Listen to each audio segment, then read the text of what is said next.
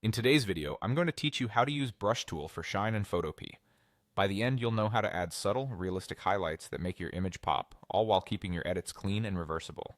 First, open your browser and head to photopea.com. When the workspace loads, choose Open from Computer and select the photo you want to enhance. Any standard image format will work. Once your image appears on the canvas, create a new layer. Working on a new layer is essential because it keeps your original photo untouched, so you can refine, tone down, or remove the shine at any time without damaging the base. Next, select the brush tool from the toolbar on the left. Up in the top options bar, click on opacity and set a gentle value. For natural shine, lower is better. Try something in the 10 to 30% range. This lets you build up highlights gradually with multiple light strokes instead of laying down an obvious patch in one go.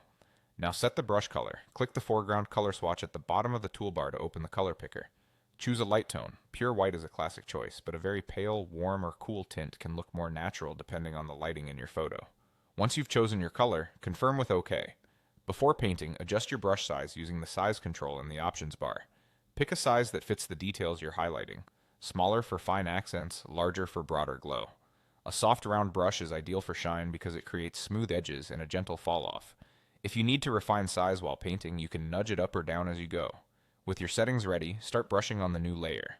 Lightly paint over areas where light would naturally hit, edges of glossy objects, the ridge of a cheekbone, the top of a product, or reflective details. Use short, controlled strokes and lift between passes to layer the effect. If something looks too strong, a quick undo will help you step back and try a lighter touch.